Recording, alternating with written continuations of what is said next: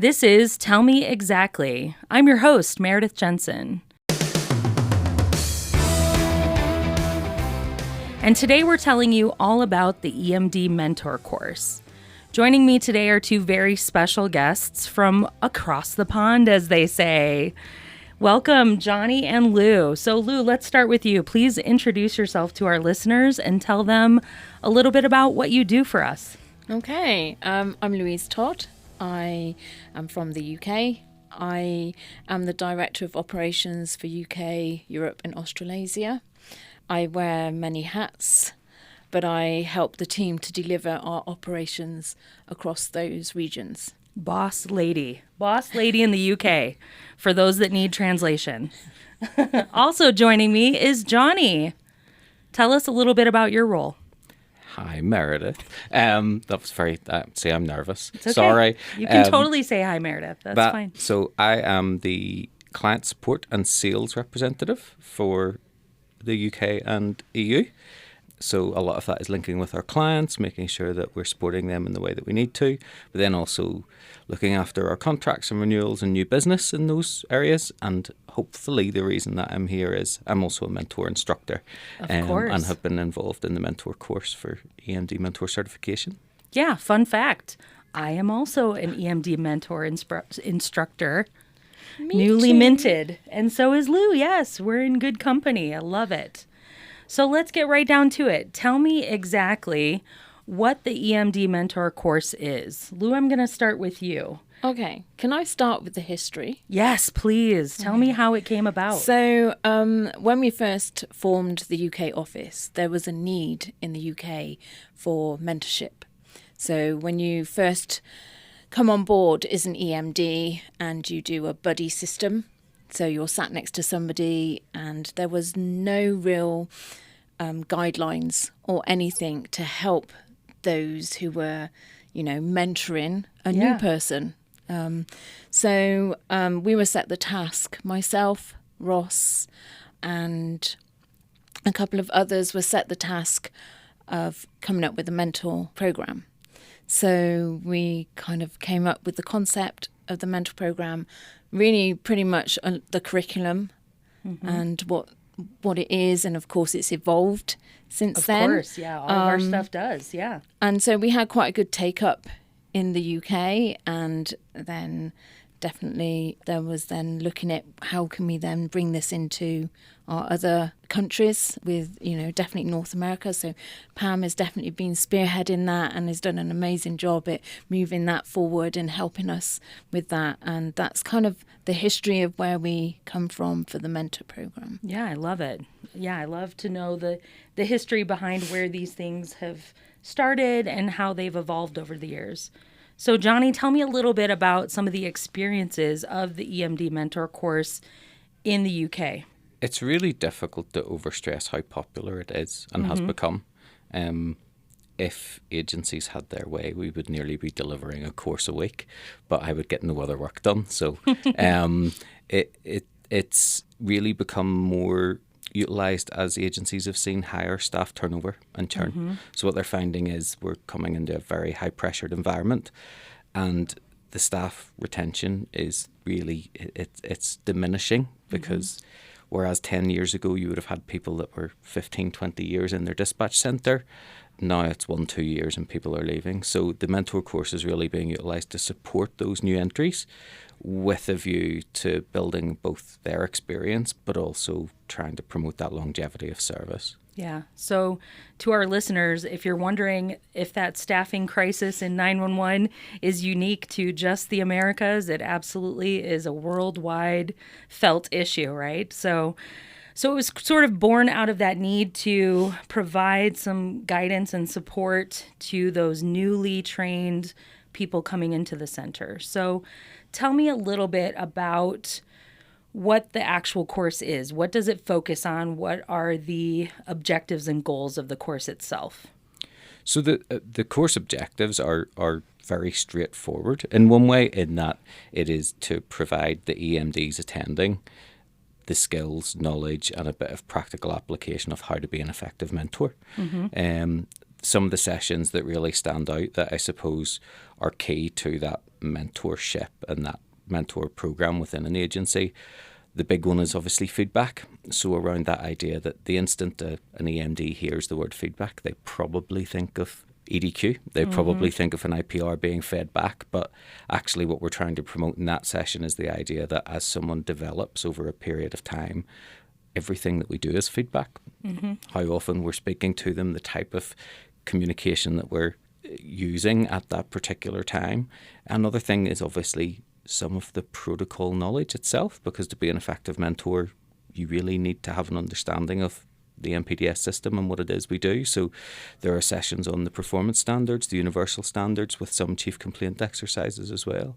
So it really covers some of the initial fundamentals of the MPDS and being an EMD, but then some practical insight into what mentorship looks like and effective feedback. Yes, I love it. So kind of carving out a space for those people that otherwise maybe haven't had the time to get the experience of the use of the systems to become those local experts, but then kind of taking them to that next level through this course, right? So Lou, tell me a little bit about how the course is structured. How many days is it? On-site, remote? What are we looking at if we're going to take a course? So it's a 3-day course, 3-day certification course, which is in line with our other certification courses that we have. It's on site because it works very well when you've got a group of people. The higher the number of people, the better. Yes. So 12 is always a very nice number if you have in the class, because there's a lot of, work that they do as a group or with each other. So that means that there's a lot of activities in there. It's getting them to think about how they would mentor, what feedback they would give, and understanding the needs of the mentorship and ensuring that person who they are mentoring is growing in their journey to become, an actual EMD on the floor. Good. So 3 days on site. The bigger the group, or the appropriately sized the group, the better, right? Because we do have some kind of breakout sessions. I gotta say, as an instructor for this one, those are some of my favorite parts of the class, when we can break them out into little groups. And, of course, that's easier done in person than it would be remotely. And right now it's focused on EMD, right? Yes, it is. Yeah. So what's a prerequisite to take this course? So they obviously have to have EMD certification. Do they have to be Q certified to take this one? No. They don't, because with the Q element, it's just giving them the knowledge of the performance standards. So when they are, sat with the new person, they can then guide them through why we do something and what the performance standards are, and how that, when they then go on to receive their feedback from the EDQ and the reviews, they can understand what those performance standards are and apply them when they're obviously teaching the new mentee.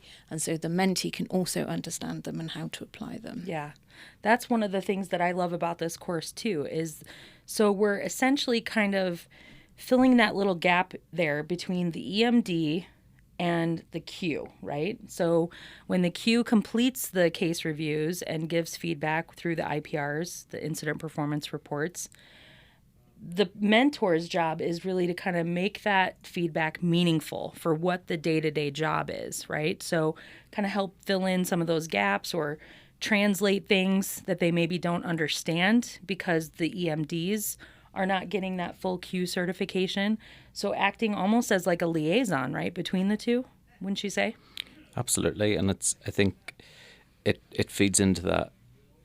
Everything's so fast paced. So a lot of the time, new dispatchers have their certification training, they're trained in CAD, they're trained in whichever telephony system, whatever other systems are interfacing with their CAD. And it's really learning on the job at pace. You've talked about the staffing crisis, but that's down to things like call volume, resourcing, all those issues. And if you have peer-to-peer members of staff that can support you with an overarching view, not to replace the EDQ, not to replace the CTO, but to support and supplement every minute of every day, rather than needing to be in a classroom environment or needing to step away from the console. Yeah, I'm so glad you said that. So talk to me a little bit about, we talked about what the EMD course is. Tell me a little bit about what it isn't, right? We're not trying to take over any other roles. So speak to that a little. Yeah, it's an interesting concept, and I think it's one that in the UK and Ireland has been understood instantly, I think, because of the makeup and sometimes the management structure within training in EDQ in the UK. Whereas I think sometimes this side of the pond, as you started, Meredith, it's that idea of, oh, well, does this replace our CTO or does this replace our EDQ? And Right. really the answer is absolutely not. It's completely supplementary to whatever structure an agency would have. It's been really interesting delivering the course here, and I'm sure you've had the same experience, because in some agencies the CTOs will be the right people to be and be certified as the mentors. In others, actually the CTOs are running through course after course, new intake after new intake, academy after academy, and they simply need additional support in that area. So it is then that peer-to-peer structure where it's EMDs on the shop floor, as it were, that are pulling that in. And it mentions the standards, and we cover and provide that insight into the performance standards and universal stuff, obviously. But again, that's not to conduct case review. It's not like a mentor is going to get to the end of a call and go, great job, that was highly compliant. That's not what this is about, but it's about having the knowledge to be able to support in all the ways. Yeah. Yeah, and when we talk about not replacing any of those roles, in the US anyway, our experience with most of our agencies is that the person doing case review, if it's someone local to the agency, they've got their hands full with just that, right? So having someone to act as that liaison to help supplement and support when questions come up about that feedback is huge. And then also the agencies that are using our services, QPR services, for feedback, again, serving as another layer of a liaison between the case reviewer and the EMD is just, I mean, we've seen the statistics, haven't we, on the performance improvement that happens when we have those things in place. I think it's really interesting as well that it perhaps gives you an insight into who the right people are for those future roles, because that's the other thing that I think the mentor course really does.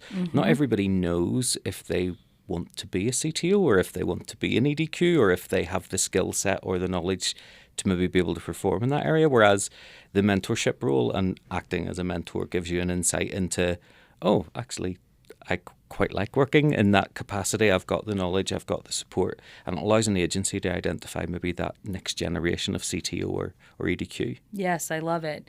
And it also gives those line level dispatchers another step, right? So if your agency is able to build in kind of another incremental step in your structure, it gives them something to look forward towards, right? Again, as you say, if they're not quite ready to be completely off the floor doing full-time case review, but they do really enjoy using the systems and they really do enjoy interacting with others and serving as a mentor and a guide for their new hires, why wouldn't we tap them for this kind of role? Yeah. Lou, tell us a little bit about who would make a good candidate for this course as an EMD mentor. We spoke a little bit about kind of what this is, what this isn't, but, you know, I think we probably already have people identified at our agencies that would make good candidates for this. So describe that person to me. Okay, so these type of people in our agencies, they're your champions. They are the champions of the dispatch center, of the organisation, and of the EMD protocols. They are the ones that people always go to when they have a question or when they're taking a call. They're normally the people that will naturally navigate to the person who is struggling with something. Yeah. They're the high performers within your organisation, and they are, you know, the people who always want to help. They're always on hand. They're kind. I love that. And they, you know, people look up to them. And what I think with the mentor course, when we're teaching a mentor course, that really shines through when you have those people on your course.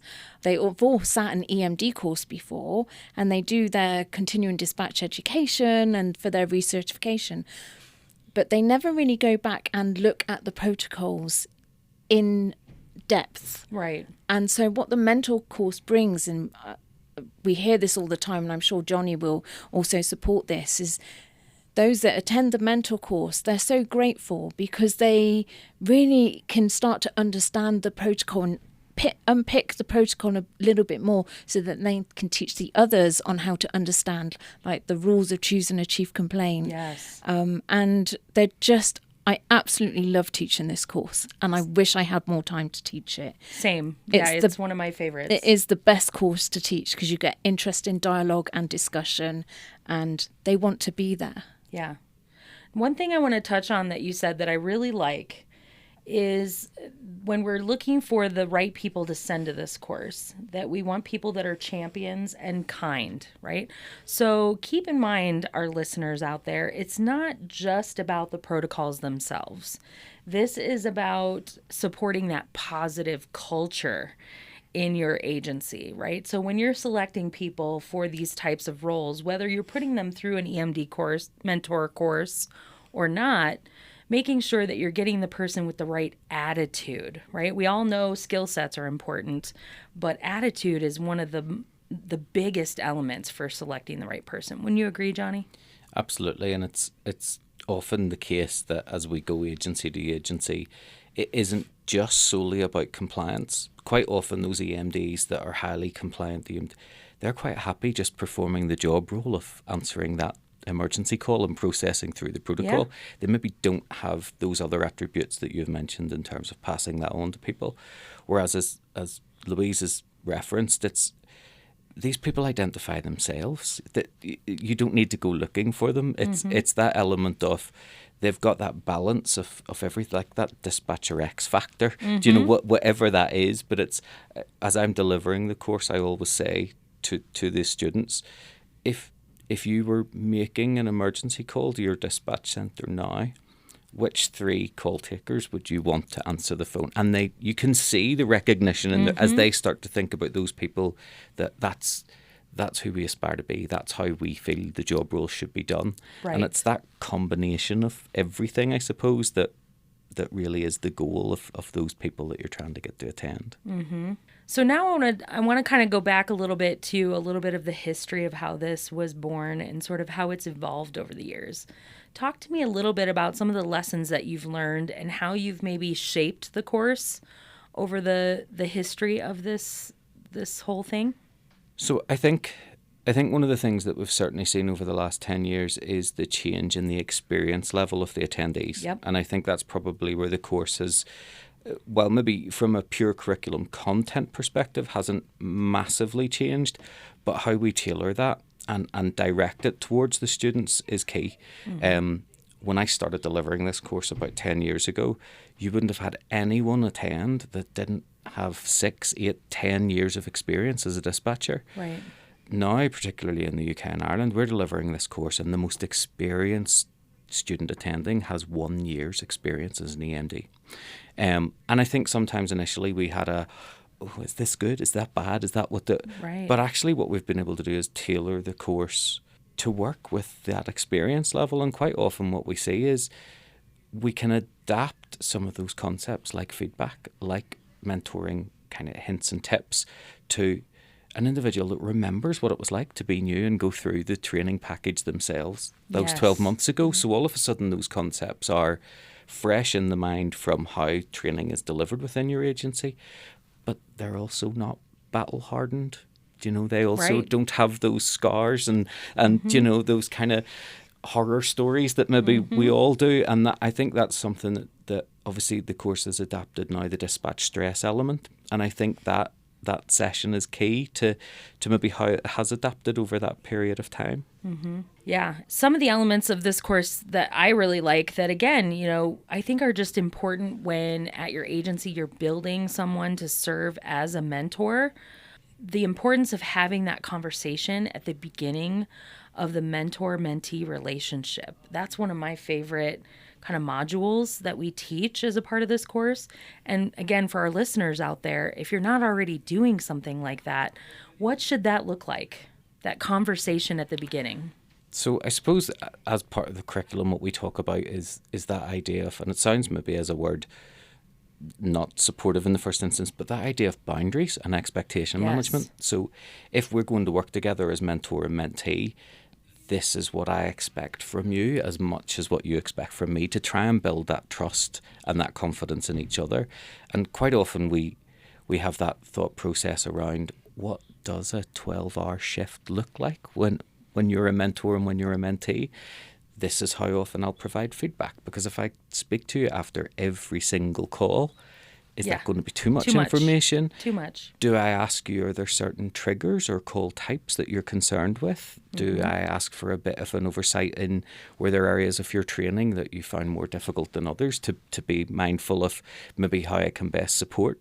And I think, we talk to it repeatedly on several slides, but that idea of giving the mentee their place. So a lot of the times the mentor is, this conversation is about everything I can tell you. And actually what those sessions try and instill in the students is this should be a two-way process. And actually the mentor should be asking as many questions. And it ties into that initial conversation. What way do you learn? What's the best way for me to deliver information to you? What happens if we do struggle to communicate? What happens if there isn't a good vibe between us on a shift-by-shift basis? And I think being open and upfront with that with the students that attend, you can see them take away that actually this is practically beneficial rather than a conceptual, theoretical element of what is a mentor. Absolutely.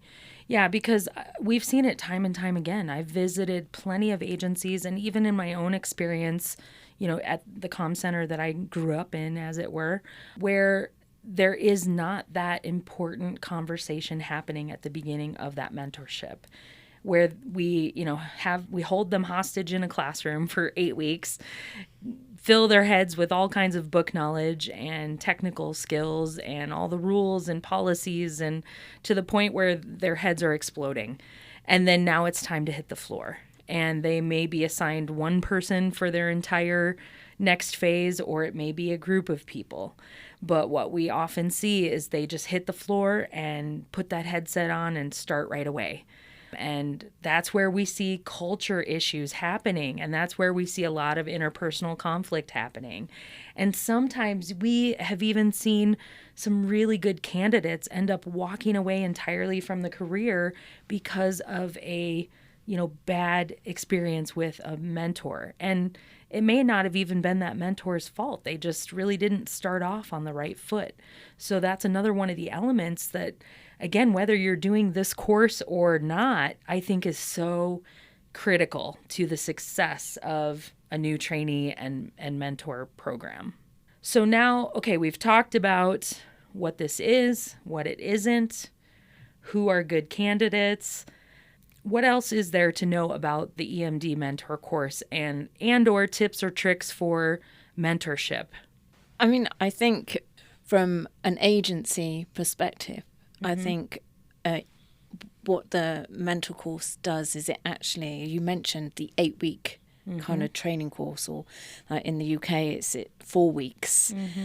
But it's, that's a trainer or a CTO that is doing that. And I think what the mentor course does is it actually frees up those CTOs to be able to continue doing that core training, and it enables the agency to develop some of their, really good EMDs or their champions in their dispatch centre, and it empowers them to feel that they are making a difference in somebody's journey when they first start in the dispatch center. Yeah, absolutely. And those positive changes towards culture, and, because even if you haven't had this in place at your agency, but that you've got a culture problem, or that you're dealing with turnover just like everyone else on the planet, now is a great time to get something like this kicked off the ground, because that's really where you have to start, right? To affect that positive change.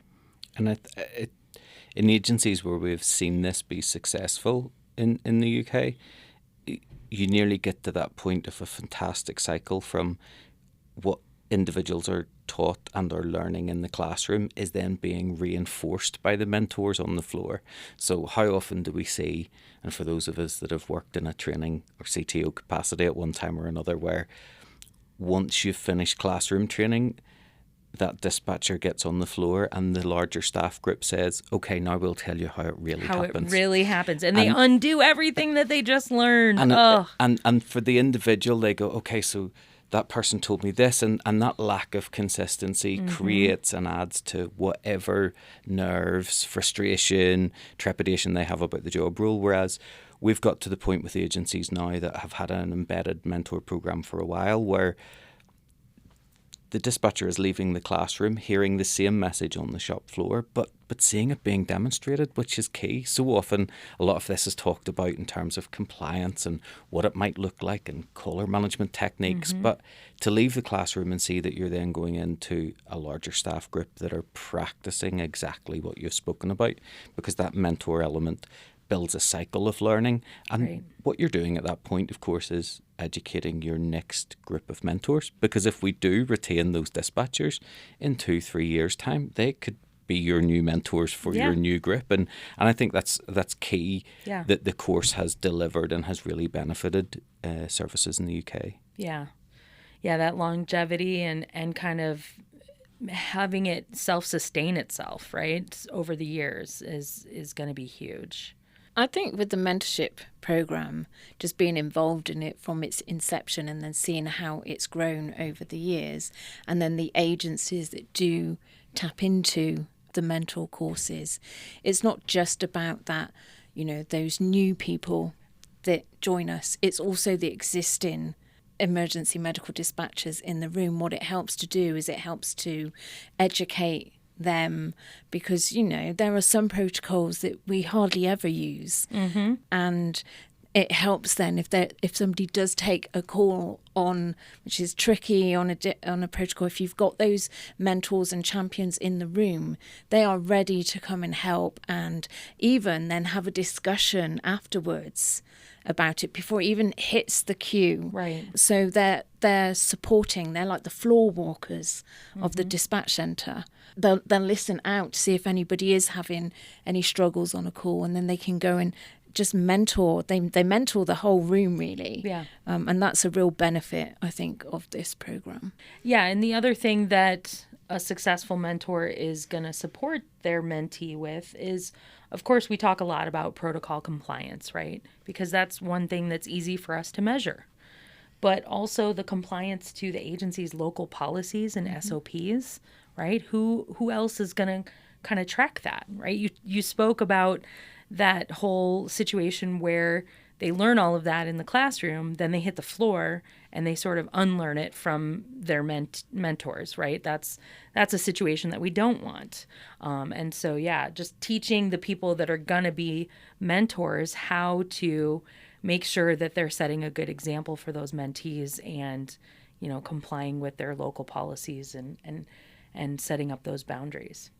All right, so now let's talk about, to kind of close things up, let's talk a little bit about key takeaways from the course. What are your favorite things that you can take away from this type of course, Lou? You love teaching it just like I do. What are your favorite things? I think it's seeing those EMDs grow even more. It's seeing them, it's the light bulb moments. They've been using the protocol for a while, but it's actually seeing that level of understanding as to why we ask that question. Why do we give that instruction in that way? Or why is that chief complaint the most important chief complaint to use? I know we have the rules, but it's actually having those discussions and the dialogue and the discussions that take place in these mentor courses. It's the best I've ever had. Yeah, I would agree. Jonny, favorite takeaways?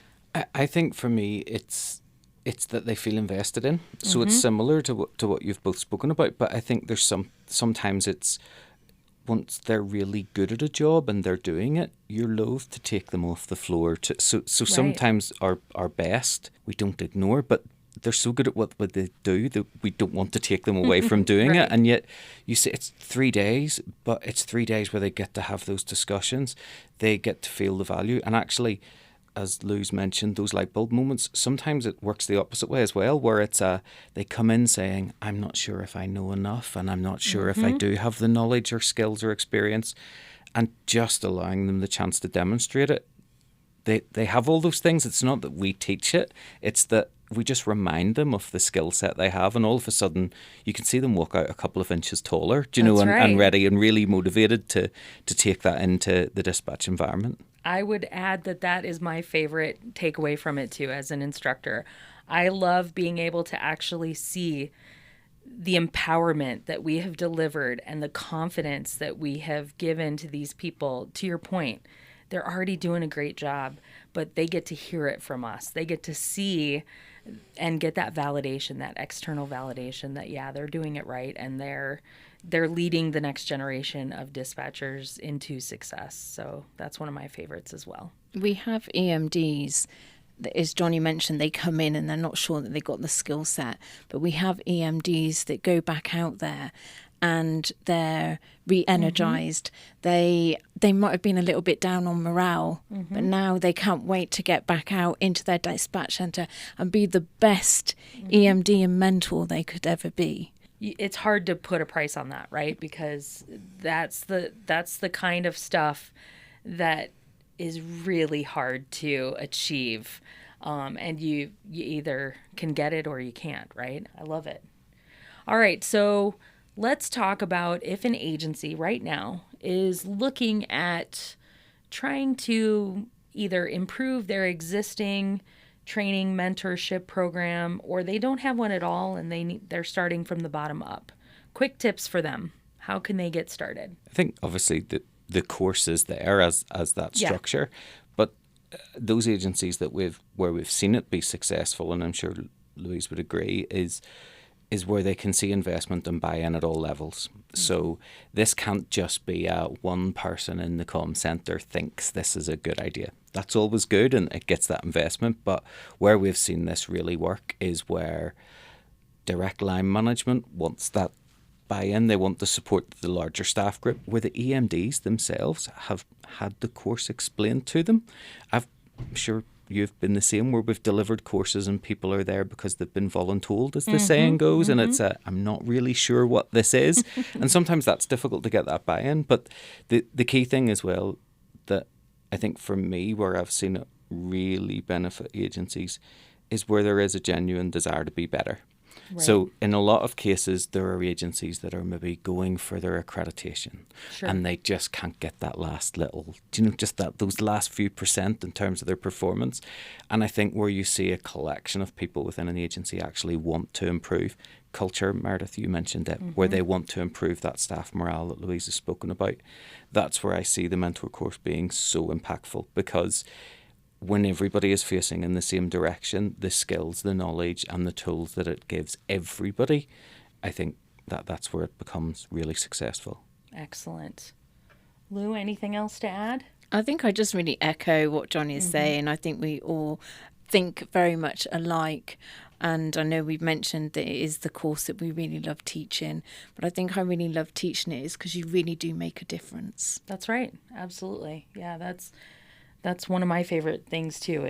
I really love teaching this class, and I love being able to connect people in the room, like you say, Lou, that are like-minded, have the right attitudes, and just sort of boost them, right? Like it almost feels like we're teaching it together as a team, right? It's a very collaborative course that we all are sort of participating in the whole 3 days. And I always walk away even more energized about what I do and feeling good about, putting a whole nother generation of mentors out there that are aimed towards success. So of course, if you're interested in actually signing your agency up for the EMD mentor course, we'll put some links in the show notes on how to get more information about it.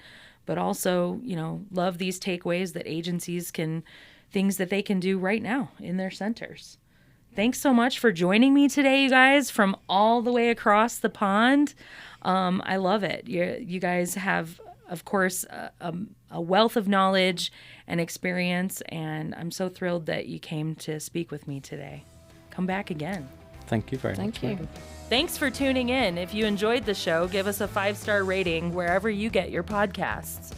Be sure to let us know what you liked and subscribe and follow us on Instagram and Facebook. Look for @TellMeExactly to get the latest on all things emergency communications.